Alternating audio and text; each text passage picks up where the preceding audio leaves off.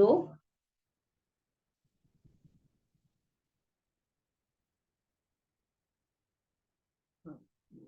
तो इसमें हे कुंती पुत्र, यह शरीर क्षेत्र कहलाता है और इस क्षेत्र को जानने वाला क्षेत्रज्ञ कहलाता है। तो बहुत बड़े शब्द जो है बड़े वो लगेंगे कि ये कैसे शब्द है ना, क्षेत्र, क्षेत्रज्ञ, प्रकृति, पुरुष, तो बहुत ही टेक्निकल से शब्द हैं ये। इनको हम इसमें जो है ना व्यवहार में लाने की बात हो रही है कि इनको कैसे हम इनको करेंगे। जैसे हमें जीवन में दुविधा होती है, जो प्रश्न होते हैं वो हम सब वो हमारे मन में बहुत सारे प्रश्न होते हैं, तो वो इस तरह से अर्जुन यहाँ पर प्रश्न पूछ रहे हैं और इस सारे प्रश्नों के उत्तर भगवान श्री कृष्ण इसमें देंगे। तो प्रकृति क्या है? प्रकृति जो है मटेरियल, ये भौतिक प्रकृति है ना, जो जड़ पदार्थ होते हैं ना, और ये जो संसार है, ये जो है ये प्रकृति कहलाता है। और इसमें स्थूल तत्व होते हैं, सूक्ष्म तत्व होते हैं, ये सब जैसे अग्नि, वायु, आकाश, पृथ्वी, जल, ये स्थूल तत्व हैं। और सूक्ष्म तत्व होते हैं मन, बुद्धि, अहंकार, इस तरह से प्रकृति के अंतर्गत आते हैं। फिर है पुरुष। तो पुरुष जो है उपभोक्ता होता है, जो जीव है परम भोक्ता है ना, जो आनंद को भोगता है प्रकृति का। तो परम भोक्ता तो भगवान है ना। तो ये भगवान को इसमें परम भोक्ता कहा गया है। और क्षेत्र क्या है? शरीर, हमारा कर्म करने का जो क्षेत्र होता है ना, वो क्षेत्र है। और क्षेत्रज्ञ, जो क्षेत्र के ज्ञाता, वह शरीर में आत्मा, सुपर सोल सभी निकायों में जानता है ना। तो क्षेत्रज्ञ वो है कि जो क्षेत्र के बारे में, यानी हमारे शरीर के बारे में जो हमें जानते हैं, वो क्षेत्र है। और क्षेत्रज्ञ कितने हैं? दो हैं, आत्मा और परमात्मा। क्योंकि आत्मा केवल हमारे शरीर के बारे में जानती है, लेकिन जो परमात्मा होते हैं वो सभी के बारे में, सभी के शरीर में जानते हैं। जैसे कैसे कि जैसे एक वो होता है ना, एक राजा होते हैं, तो वो एक किसान होता है तो वो अपने खेत के बारे में जानता है, लेकिन जो राजा होता है वो सबके खेतों के विषय में जानकारी रखते हैं, है ना। तो ये जो है क्षेत्र के दो होते हैं। तो परमात्मा जो है सभी के शरीरों की गतिविधि को देख रहे होते हैं। और ज्ञान है ज्ञान किसका प्राप्त करना हमें?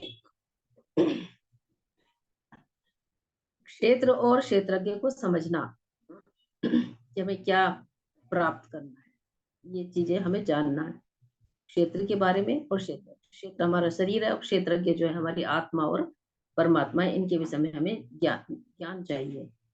तो ये ज्ञान का लक्ष्य क्या है? ज्ञान का लक्ष्य जो है भगवान को जानना है, परमात्मा को जानना है। तो ये हमारा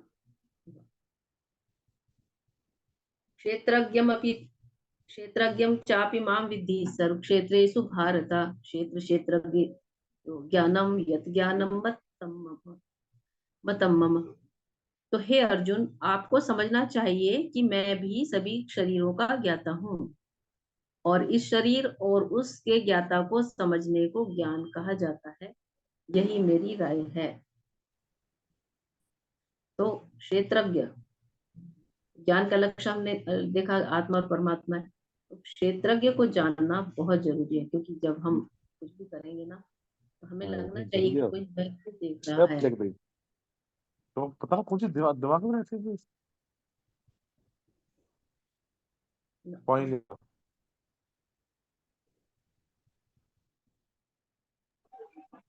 हरे कृष्णा, सभी अपने आप को म्यूट कर लीजिए। स्क्रीन नहीं है। जी माता जी, एक मिनट।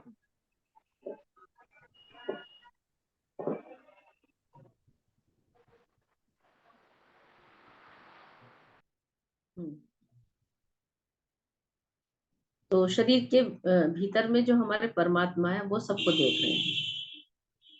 ये देखिए चित्र में भी बताया हुआ है, पिक्चर में देखिए कि हमारे हृदय में परमात्मा का वास है, और परमात्मा हमारे सारे कर्मों के साक्षी होता है ना। हम कोई भी हम सोचते हैं ना कि कोई हमें नहीं देख रहा, लेकिन भगवान हमें हर जगह देख रहे होते हैं। तो यहाँ तक कि ये भी बताया कि अगर हम सपने में भी कोई बुरा सपने देख रहे हैं या सपने में भी कोई गलत कार्य कर रहे हैं, तो उसके भी साक्षी हमारे भगवान होते हैं। तो आपको ये समझना चाहिए, भगवान कह रहे हैं कि मैं सभी शरीरों का ज्ञाता हूँ, और शरीर और उसके ज्ञाता को समझने को ज्ञान कहा जाता है। तो यही इसमें ज्ञान होता है।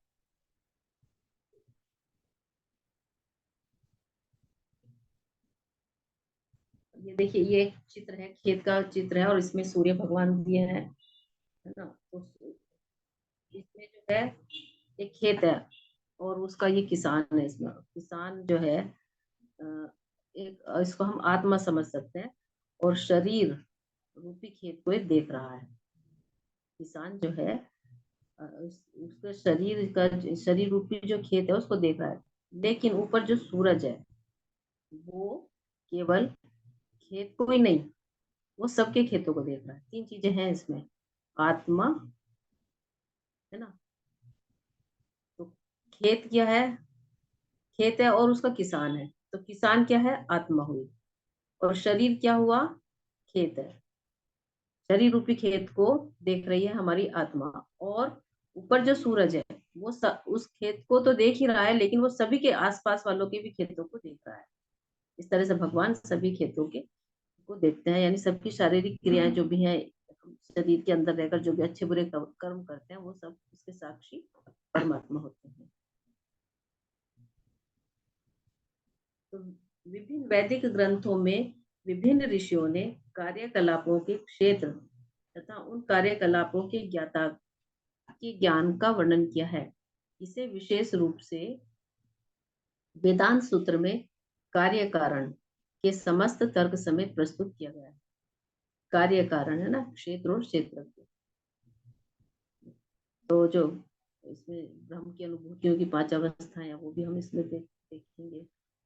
तो क्षेत्र क्षेत्रज्ञ के ज्ञान का वर्णन इसमें हो रहा है। चेतना की अनुभूति को इसमें देखने वाले हम आगे, आप लोग जी आगे देखते हैं। भगवान की शक्ति का प्राकट्य अन्य रूप में होता है, जिसका अर्थ है अस्तित्व के लिए भोजन,